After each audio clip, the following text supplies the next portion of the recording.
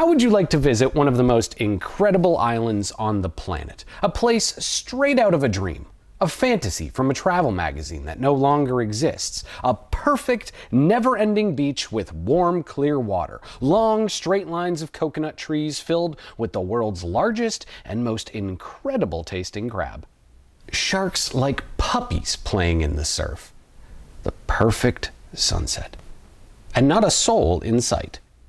This is Ant Atoll. And for a man like me, at least, this is paradise.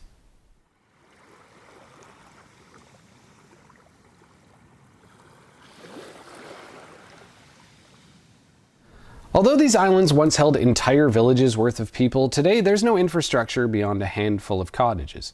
Cabins, really. There are no restaurants, no stores, dinner literally walks at your feet.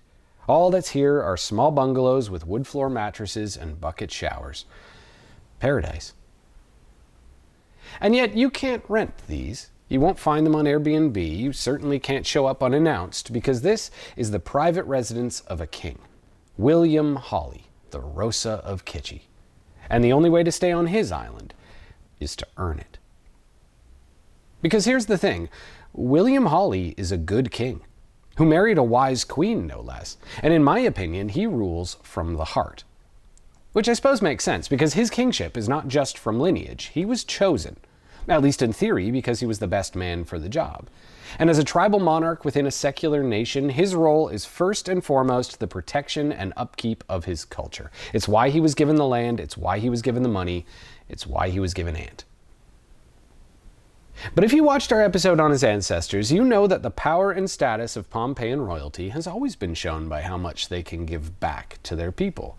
And today that remains as strong as ever. It's just, egalitarianism isn't as easy as it seems on paper. Heavy is the head that holds the crown, even if that crown looks suspiciously like a baseball cap. And I'd argue that statement is particularly true of those rulers who have to preside over the death of what was once a thriving social order. People who somehow held things together, even after facing apocalypse. Because to be a tribal ruler, at least today, is to defend degraded environments, traditions, and beliefs with fewer tools than those doing the degrading. If it's hard to be a king in victory, I'm certain it's harder in defeat. But that's not what you'd think meeting the Rohsa. He just seems nice, genuine, like he's truly trying to take care of his people. Not just with his money, but with his time, with his labor. Hell, when I met him, he was sitting in a front loader working alongside his sons to help build a soccer field for the local school. His wife, the Rohsa, was planting a yard full of trees. They're the only royalty I've ever seen do any physical labor, and to me, at least, that matters. At his home, we walked around a great outdoor hall being built by the road. It's a place to host feasts, to meet and consult with his clan. Historically, this type of hall has been the most important symbol a Rohsa can provide for his people. It says that he's listening. And William Hawley is certainly listening. Which, I suppose, is why I'm here. Because the FSM is not a heavily touristed country, and a man with a platform, even as small as mine, doesn't really pass through here lightly. Word gets around. And so, before I knew it, I found myself here, on Ant Atoll, guest of a king. And I suppose I earned my way here with an unspoken trade. For me, it would be an experience that I'd never forget, but for him, it would be an opportunity to speak to a foreign audience, which is something not as easy as it sounds this far out in the Pacific. He's facing a challenge that I don't think any of us can truly fathom. In his world, he might be among the wealthiest and most influential men in society, but translated to ours, he'd likely be unable to afford a family home in a major city. In his world, his words ring out across the entire chain, but in ours, he'd struggle to explain why he even matters. International wealth is purchasing power. It's fame. And Pompey only has so much of that to go around. So despite all his status, there are many things that the Rohsa lacks that he needs to be a good ruler, none of which are his fault. And the one that he's most hopeful for from you is expertise. Because Micronesia might be an incredible place, but like with all places, it has serious structural problems. It has a tiny population with virtually no capital and with few resources, no real future capital to come. Virtually any truly advanced education, skills, or funding has to be brought in from abroad. It isn't a slight against them to say that. This isn't their fault. It's just how things are in a tiny place. Problems are harder to solve when you have few hands to solve them. And one of those problems is Ant. I know it doesn't look like it, but Ant is dying. In fact, you might even say it has all but died. Because, well, egalitarianism is complicated. A Rohsa's job is complicated. It's to give back to his people, sure, but what does that mean in practice? I mean, really, you have to break it down into which people specifically and what they're allowed to do with it. People traditionally came to Ant to hunt.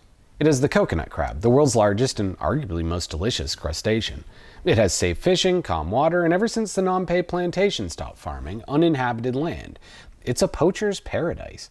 So when those previous Rohsa's people came to strip these islands of their last remaining resources, those previous Rohsa's allowed it. They saw egalitarianism as meaning that land was for the people. It's just every choice is a balance. And the scales of an ecosystem can only tip so far. So as those coconut crabs died off and the rats took over, soon enough all but one island was completely overrun. By the time William Hawley got his crown, Ant was devastated. It remains devastated to this day. But the Rohsa's greatest dream is to return this to what it once was. And that's not just William Hawley's, but other Rohsa's before him. A back and forth throughout time. A debate about egalitarianism. And so to watch their watchmen, they've hired more watchmen. And fought that common tragedy with more commons. They've paired up with the secular government and signed international agreements to create a protected ecological zone, one of only 600 or so on the planet. Not just to protect it from their people, but also their future selves. They've funded and housed rangers to stop the poaching. They've teamed up with organizations to help bring life back to the reef. They've brought in volunteers to clean up the endless trash that floats in from the Chinese shipping fleets. They've even created a nascent tourist industry, charging wealthy foreigners for lagoon visits to help pay for the upkeep. To put it simply, they're trying. But there have been setbacks, failures even, because for all his good intentions, the Rohsa simply doesn't have the manpower or the resources to make this work the way he wants. When a Caucherayan clam farmer brought him some animals to help restock his reef, they died before they even got to spawn. Because without an expert on site, it was almost impossible to get them to thrive. And who pays for that expert? For now, it's a dream. The other great dream of the Rohsa is a gymnasium for the local school named after his ancestor. In the jungles of Pompeii, for a child, even a cut field is kind of a big deal, a place to kick a ball. But the Rohsa dreams of more than grass. He dreams of a concrete slab and a roof over their heads, a place to play in the rain. It's just there's no way he could ever fund that. These are the dreams that got me to Ant Atoll, even if they were somewhat unspoken. But just like that Rohsa, I also understand my limitations. I can never crowdfund that gym, not even close. I can't save an island with 30,000 views, unless one of you runs an international charity, which I hope you do, I suppose. But thankfully, either way, you can still help. Because as of right now, the small amount of support that Ant does receive comes from a wonderful organization called One Reef, a Micronesian NGO dedicated to keeping the natural beauty of these islands alive. The Rohsa had nothing but positive things to say about them and asked me to make this video specifically so that tens of thousands of people would know that he'd thanked them. That's how I earned my way to Ant. And although it might seem a world away, you could go to Ant too. You could earn your way here through philanthropy, a research project, volunteerism, or just spreading the word like I did. So if you'd like to help that Rohsa, why not join us? If any of this has resonated with you, then please just send One Reef a quick email thanking them for what they do. I promise it will matter. Because speaking as someone who reads every comment, there is nothing better than positive feedback. A few dozen pats on the back might not seem like much, but I promise you it is. And so to end this video, I just want to say it from the heart. To the people at One Reef, from the Rohsa, from me, and from every one of my viewers who takes the time to email, thank you for helping Ant Atoll. I hope you get to stay there someday, because I'm certain you've all earned it. This is the beautiful atoll of Ant, and this is Rare Earth.